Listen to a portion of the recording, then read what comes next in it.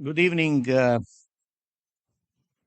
ladies and gentlemen, excellencies, and dear friends, which I see a number in this audience.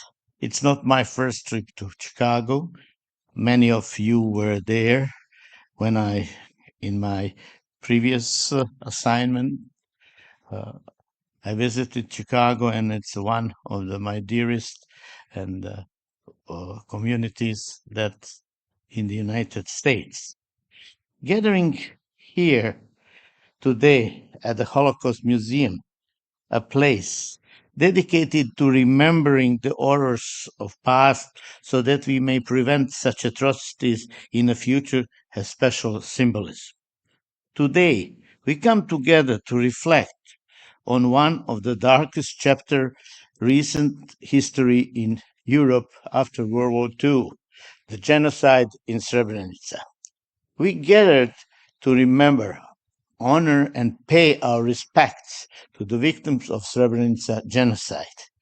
29 years ago, in July 1995, over 8,372 Bosniak men and boys were brutally murdered in what has been rightfully recognized as a genocide.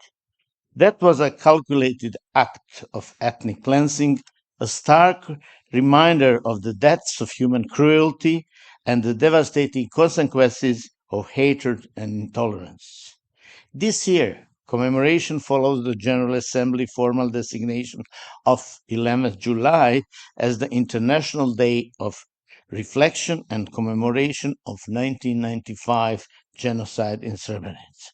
As we stand here, in the wake of recent adoption of the resolution in the United Nations General Assembly, we are reminded of the power of memory, the importance of justice, and the necessity of vigilance to prevent such atrocities in the future.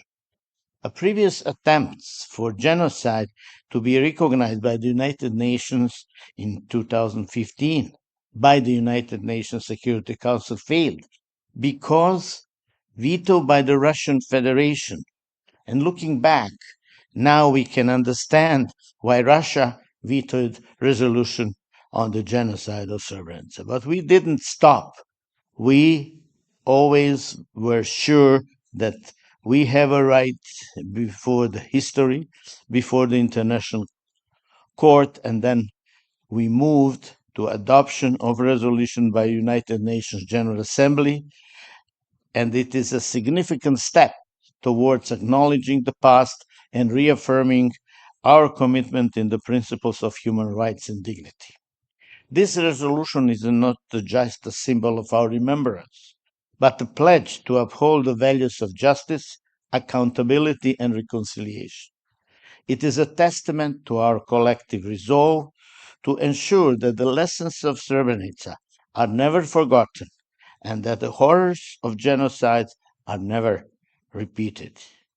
The genocide in Bosnia, specifically the events that took place in Srebrenica in July 1995, have been adjudicated in two key international courts, the International Criminal Tribunal for the former Yugoslavia, ICTY, and the International Court of Justice, ICJ.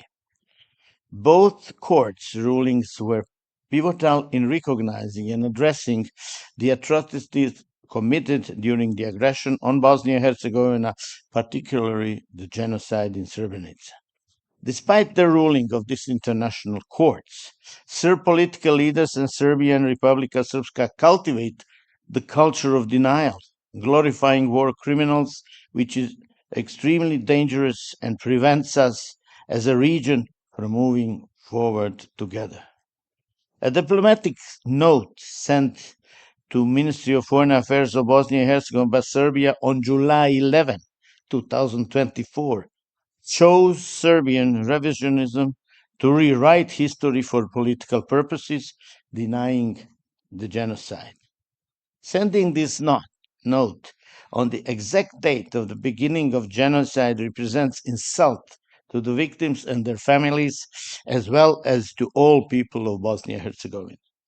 In that context, I would like to underline that the resolution of genocide in Srebrenica was supported and, yes, voted by all countries from our region, of course, excluding Serbia. The goal of the resolution was to start up the process of justice, truth, and reconciliation in Bosnia and the region as a whole. Obviously, the intention of Serbia is to keep and control the truth in the region and to continue to publicly glorify war criminals and to harbor those already convicted. In the resolution on genocide in Srebrenica, there is no mention of single nation, ethnicity, but only respect for victims brutally killed and at least a little solace for the families whose remains are still not found. The facts about the genocide that were adjudicated by the two international courts reaffirming the right of truth and justice for survivors and for humanity. As we reflect on these events of 29 years ago, we must also recognize the ongoing struggle for justice. Many perpetrators have been held accountable, but the pursuit of justice continues. It's imperative that we support the efforts of international and national courts, human rights organizations, and the survivors themselves to bring all those responsible to justice. This is not only a matter of legal obligation, but of moral duty. In honoring the victims of Srebrenica, we also reaffirm our commitment to combating hate speech, discrimination, and violence in all its forms. The seeds of genocide are sown in environments where intolerance and hatred are allowed to flourish. We must be vigilant in our efforts to promote peace, understanding, and respect the diversity in our communities and across the globe. Furthermore, the resolution reminds us that the importance of education and preventing future atrocities. We must ensure that future generations understand the causes and consequences of genocide and are equipped to recognize and resist the forces of hatred and division. Education is a powerful tool in building a more just and peaceful world. This resolution by United Nations General Assembly is also important as the UN failed to protect the people of Srebrenica, which they proclaimed as a safe zone. It was anything but safe zone. Therefore, this resolution stands in solidarity with survivors, but unfortunately cannot and will not bring closure to the families and loved ones.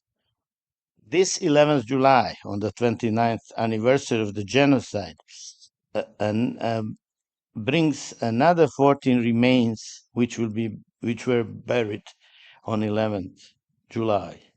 Another 14 families will get at least partly closure. There are still more than 1,000 remains missing.